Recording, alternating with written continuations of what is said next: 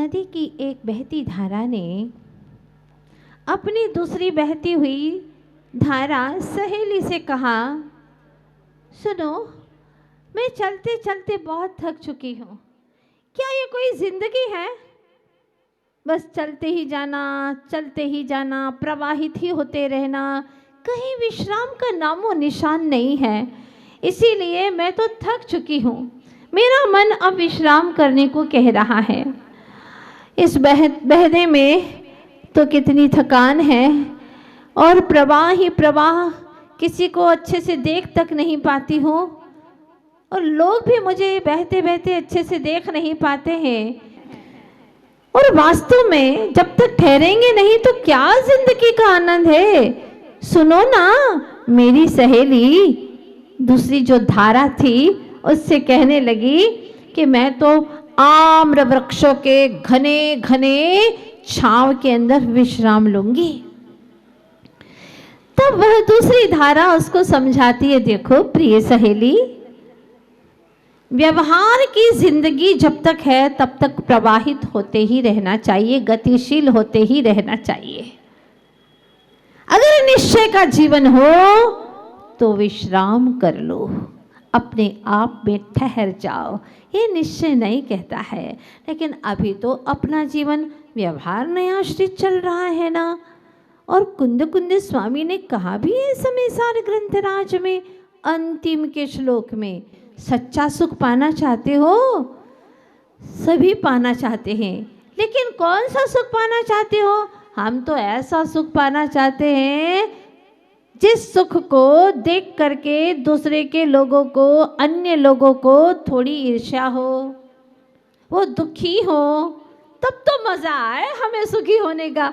वरना सुखी होने का औचित्य ही क्या है? हमारे सुख को देख करके लोगों को जलन हो, लगे कि अरे ये तो हमसे बहुत आगे बढ़ गया है, हाँ, और उन्हें देख करके लगे कि मैं बड़ा हूँ, मुझे लगे कि हाँ मैं कुछ हूँ। ऐसा सुख चाहिए। या अंजलि में जल ले लो तो बूंद बूंद करके नीचे गिरती चली जा रही है। ऐसे ही हर पल छिनता चला जा रहा है, हर वर्तमान भूत बनता जा रहा है, हर भविष्य का पल वर्तमान होता जा रहा है, और हम हैं कि हाथ पे हाथ धरे बैठे हैं। क्या हो गया? कुछ समझ में मुझको न आता, क्यों बार बार मन बाहर दौड़ जाता। तो निश्चय तो यही कहता है कि अगर तुझे उत्तम सुख को पाना है, सच्चा सुख, स्वाधीन सुख, कभी ना छिनने वाला सुख, कभी ना मिटने वाला सुख, ऐसा सुख यदि तुझे पाना है जिसमें कोई को भी परेशानी नहीं होती। हमारे प्रभु अनंत सुखी हैं, उनके सुख को देख करके किसी को दुख नहीं होता, किसी को ईर्ष्या नहीं होती। लेकिन आप लोगों के छुटपुट ऐसे सुख है। सुख क्या है? सुखाभास है। जैसे कि ओस की बूंद को व्यक्ति चाहता है कि मैं इसे पी लूँ, कितना ठंडा है, मुझे बहुत प्यास लग रही है, और ओस की बूंदों को चाट ले तो क्या उसकी प्यास बुझेगी? जी नहीं, वरन और प्यास उसकी बढ़ती चली जाएगी। उसी प्रकार से चाहे तुम कितने ही इंद्रिय के विषयों को इकट्ठे कर लो, इनको भोग लो, लेकिन तुम्हारी तमन्नाएं कभी भी मिटने वाली नहीं है। और की तृष्णाएं बढ़ती चली जाएगी, और का कोई छोर मिलने वाला नहीं है। इसलिए अपनी जिंदगी को वासना से हटा करके उपासना की ओर लगा दो। वासना में वास यानी ठहराव है ही नहीं, कहीं ठहराव नहीं है। आप स्वयं अनुभव कर रहे होंगे। आपने अभी तक कितना खाया, बचपन से अभी तक कितना पहना, कितनी वस्तुएं एकत्रित की, लेकिन तृप्ति है क्या? तृप्ति बाह्य वस्तुओं से न थी, न है, न कभी होने वाली है। तृप्ति तो आपके स्वभाव में रमने से ही होने वाली है। जिस दिन स्वभाव का ज्ञान हुआ उस दिन से आपके भीतर में वह तृप्ति का, वह तृष्णा खत्म होने का अनुभव होने लगेगा, और लगेगा कि मैं अपने आप में पूर्ण हूँ, परिपूर्ण हूँ, मुझे बाहर से कुछ चाहिए ही नहीं। जो बाहर में चाहिए की अभिलाषा थी वही अपूर्णता की निशानी है।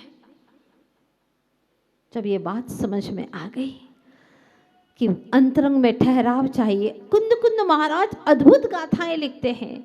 वो कहते हैं, एदीर्ण होति तित्तो यहीं पर तृप्त होने वाला है।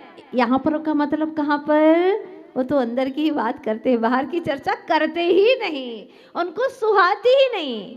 वो कहते हैं हे भाई तने क्या पण न गमे तो અહીંયા तो गमशे, અહીંયા गमे तेवो छे। तन तुझे कहीं अच्छा न लगे तो यहाँ तो अच्छा लगेगा ही लगेगा। और एक बार तू अपने ज्ञान बगिया में विचरण करने लग गया तो यकीन कर ले कि तू बाहर के किसी भी वन में, उपवन में, कहीं पर लंदन, यूएसए कहीं घूमने जाने वाला है ही नहीं। क्योंकि सबसे अच्छा रमण करने का कोई स्थान है तो तेरी चैतन्य वाटिका है। इसका होड़ तो किसी से कर ही नहीं सकते, बेजोड़ है भीतर की चैतन्य वाटिका। इसीलिए तो महामुनीश्वर एक बार नयन मूंद करके बैठ जाते हैं तो 4-4 माह बीत जाते हैं। हमारे गोमटेश्वर बाहुबली भगवान ने 6-6 महीने तक, वर्ष भर तक आंखें ही नहीं खोली। शरीर पर बेलें लिपट गई, सांप ने बिल बना दिए, कई पक्षियों ने घोंसले बना दिए, पर क्या अपने चैतन्य वाटिका में विचरण कर रहे थे और उसमें भी ज्ञान गुफा में चले गए। क्या अद्भुत आनंद! वो आनंद तो वो ही जानते। प्रभु मुझे भी ऐसे ही आनंद का अनुभव करना है कि बस एक बार आंखें मूंद जाए बाहर की और भीतर के ज्ञान चक्षु खुल जाए, फिर मुझे किसी को देखना ही ना पड़े, सिर्फ देखनहारे को देखता रहो और दृश्य को क्या देखूं। ऐसी महान आत्माएं, संत आत्माएं कहती हैं, बार बार पुकारती हैं, आए तुझे अंतर में शांति मिलेगी, सुख कली खिलेगी, के पर में कहीं शांति नहीं। शुद्धात्म को निरख ले सब भ्रांति टलेगी, सुख कली खिलेगी, के पर में कहीं शांति नहीं। वो गाते नहीं थे, वो अनुभव करते थे। प्रभु मेरे जीवन में वो सुखद क्षण कब आए कि वचन मौन हो जाए और उस रस में डूब जाऊं। वो सुखद क्षण जिसको पाने के लिए हर पल यह चेतना प्रयासरत है, वो क्षण कब आएगा?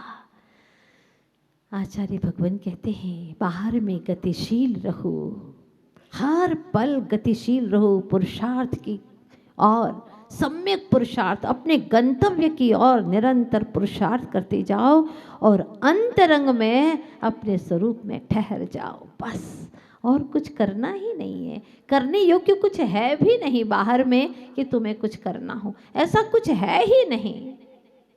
तो वह नदी को कौन समझाए, वो धाराओं को कौन समझाए? वो तो समझने को बिल्कुल तैयार ही नहीं है और कहती है कि मुझे तो अब बहने में बिल्कुल आनंद नहीं आ रहा, थक चुकी हूँ मैं।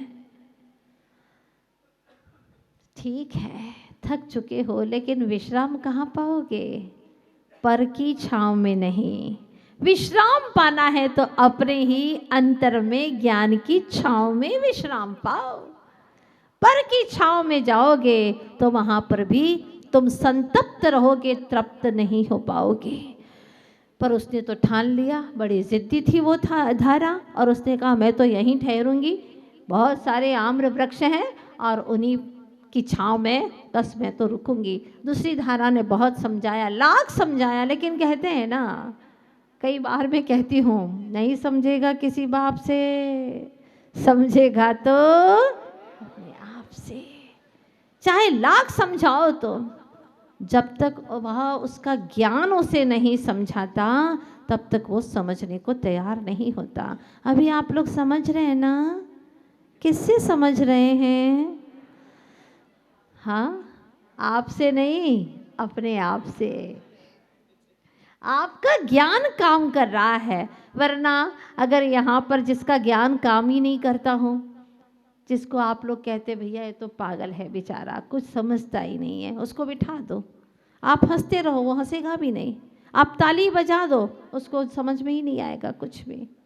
मतलब आपका प्रत्येक का ज्ञान काम कर रहा है, आप अपने ज्ञान से आनंदित हो रहे हैं। आपको जो बात समझ में आ रही है, चेहरे पर पुलकन आती है, चेहरे पर एक मुस्कान आती है।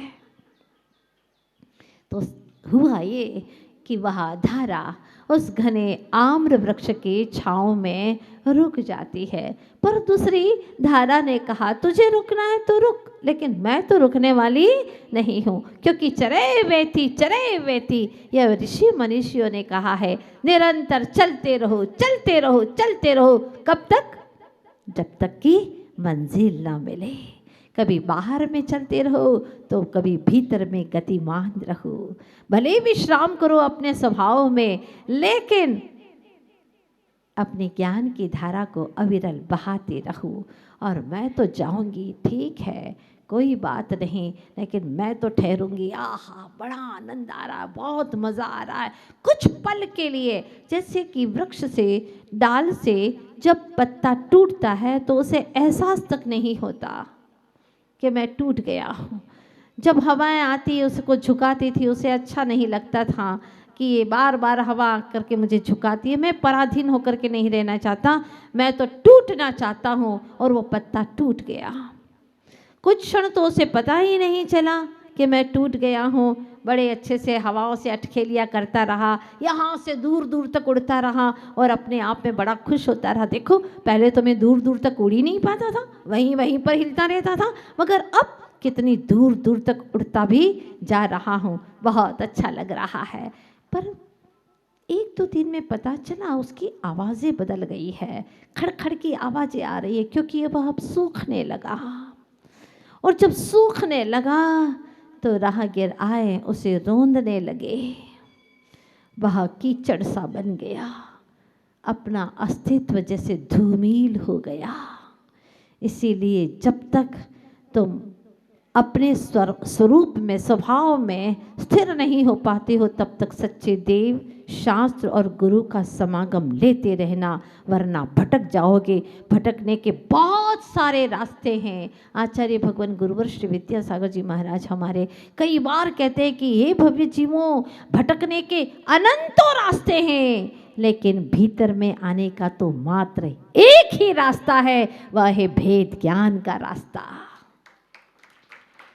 सही समझ का रास्ता, तत्व ज्ञान का रास्ता, जो आप लोगों ने बंद करके रखा है। पैसे के रास्ते बहुत खुले हैं माता जी आपके आशीर्वाद से। और ख्याति वगैरह, अरे बहुत खूब मिल रही है, खूब यश, सब कहीं पे जाके पूछ लेना माता जी, हमारे नाम को तो पूरा इंदौर जानता है। अच्छी बात है। और कैसा क्या है?